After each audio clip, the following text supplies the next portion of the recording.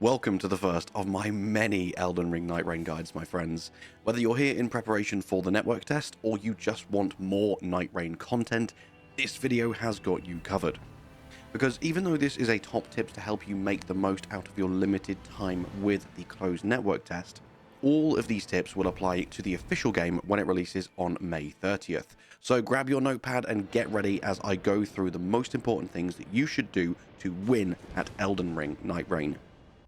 The first thing you want to always do is pick up every single weapon you see until you have filled out all 6 slots. It's at this point that you can start caring about what you're picking up. All weapons apart from your starter weapons have passive buffs which apply even when the weapon isn't equipped. So pick up everything to fill out all of your passive buffs, and then later on you can start discarding the useless ones and swapping them out for better weapons. The one exception to this, however, is obviously not being a dick to your teammates. If you're running around with a dedicated spellcaster, for instance, and you find an awesome staff or seal, even if the passive is probably better for you as a melee class, give it to them because it'll be far more beneficial.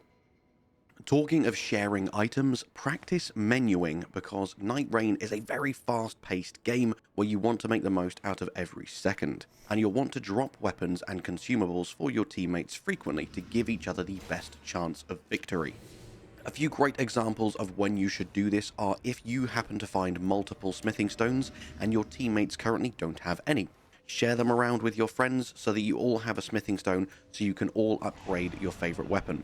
And also, if you happen to find a stack of fire bombs, but you've already got some great options, then drop them for your Guardian or your Wilder so that they also have some ranged options available to them. Learning how to quickly and efficiently drop and share loot is very important to consistently winning in Nightreign. And as I said with the previous tip as well, helping everyone play to their strengths by ensuring they are always equipped with the weapons and items that their class is suited for is just going to help you all win even more often. Next up, prepare to unlearn quite a lot about what you have learned from Elden Ring. It's set in the same world with many of the same enemies and pretty much the exact same weapons, though there are an insane amount of differences, as you will know if you watched my hour-long breakdown from the exclusive playtest. And just a few key differences: matches are very fast, sites of grace are plentiful, loot is everywhere, and at the end of a match, everything you have collected and done will be stripped from you, apart from the few new roguelite currencies. So because of this, use all available tools at every opportunity. There is no point hoarding. Win or lose, when the match ends, everything gets taken away from you again. So you may as well use everything you find and give your team the best chance of winning. This next tip is far more specific than the first few, and it's something I advise you do the second you drop in Limveld. At level 1, as soon as you gain control of your character, the very first thing I advise doing is sprinting towards a nearby fairly large group of enemies. Whether that's a camp or a fort, or any other decently large point of interest, but camps and forts are my preference because they're not too big, so you're less likely to encounter really tough enemies.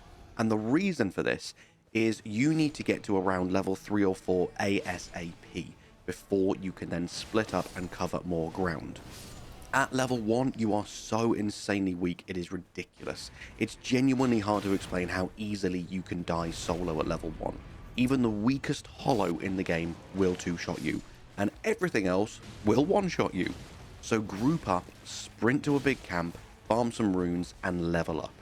From here on out, however, your options really open up to you, and you've now got a lot of potential paths and routes available depending on your individual skill levels and your communication. And talking of communication, this is probably the most powerful tip I can give you for this game. Do yourself a favor and jump into my Discord server. Links are going to be below down in the description and in the pinned comment as well, I believe. This game does have a decent ping system, which I'm fairly sure has been improved even further still since the playtest that I did a few weeks ago. However, nothing beats being able to actually talk to your teammates and really start to synergize and work well together. For that reason, I have dedicated an entire section of my Discord server to easily being able to jump into groups with other Knights of Dom's Roundtable. And even if you do already have a group of friends whom you regularly play with, if only one or two of you are online, this is a great way to know that you've always got a third player ready to go who genuinely wants to pull their weight and help you achieve victory, rather than being paired with a complete random who may not necessarily have the team's best interests at heart. At the end of the day, this is an online co-op game, and though you can technically play solo, it is very much intended to be played as a trio. And unfortunately, we live in the age of the internet, so you are going to get a few trolls every now and then. In fact, taking another co-op multiplayer game as an example, there was rampant trolling and griefing in Helldivers 2, and it put a lot of people off the game. And one of the only safe havens was my Discord server. It was so wonderful to see how much everyone was helping each other out, and how much people wanted to genuinely support each other and grow together. So hopefully we can recreate that to an even bigger extent for Elden Ring Nightreign. Now that you've got a good team, you know the basics, and you're able to communicate well together, now you can decide if you want to split up to cover more ground. And it's at this point you want to start using your pings as reminders of certain key locations for your teammates. If you saw my full breakdown preview, you'll already know that bosses and certain chests will reward you with a floating orb that everyone in the team can interact with individually for a powerful reward. So if you're confident, strong and skilled enough to go off solo and solo a boss, then make sure you ping your location as soon as it's down, so the other two can swing by and grab their rewards too. This, I believe, is the best way to use your pings to mark locations your teammates want to come and visit on their way back to you, because there's a tasty bit of loot there for them. This next tip is all about your character skills and your ultimate arts. Obviously, the long and short of it is remember to use them frequently, because some of them have super short cooldowns. But even more importantly, and something that a lot of people won't know, is that you can actually use them to revive your teammates as well. If one of your squad has already gone down twice and they're up to 3 purple bars, this won't be an instant res. It will require a lot of hits and a lot of firepower to get them back up again. But in most situations, for example, using the Guardian's Wings of Salvation, it will instantly res both of your teammates if positioned correctly, whilst also staggering and dealing massive damage to all nearby enemies. So sometimes saving one of your big physical ultimate arts as more of a defensive / utility option is a really fantastic way to go. And as we're already talking about the mechanics unique to each Nightfarer, another great tip is to remember to interact with the bell back in Roundtable Hold in the central room. You'll know exactly what I'm talking about as soon as you get there.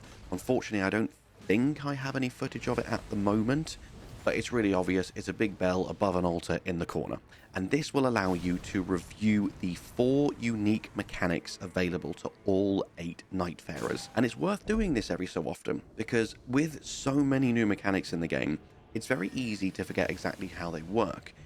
The Wilder, for instance, can actually hold the button to charge up his ultimate art, the Onslaught Stake, and in the heat of combat, it's very easy to forget little nuances like this, which could be the difference between staggering your enemy or getting knocked on your ass. The Recluse, for instance, has some pretty complex mechanics, but if you study them in this menu, they become so much more manageable and easier to understand. Next up, my friends, it's so easy to want to play this game like Elden Ring, so please do not forget to use all of the new mechanics, and I am talking specifically about parkour.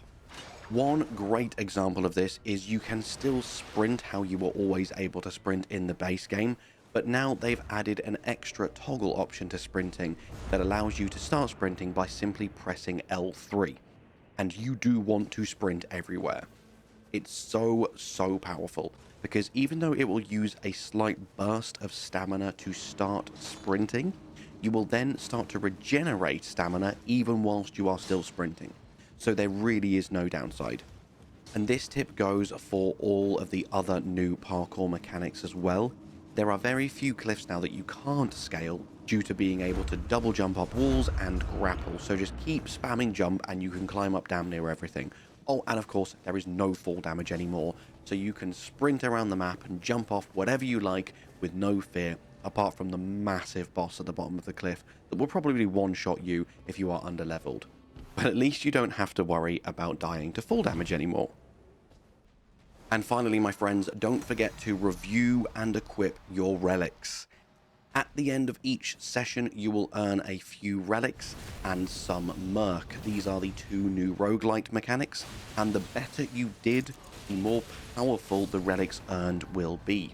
And they can be applied and reapplied at will to any class, provided that the relic's color matches the color of the gem slots for that class. And what's more is once you've equipped a relic to someone that isn't bound to them permanently, you can very easily and for free just remove it and then apply it to someone else instead. And again, as you'll know from my full preview breakdown, some of the relics effects are literally game-changing, such as a permanent supply of floating glint blades and even permanent scarlet rot on all of your weapons.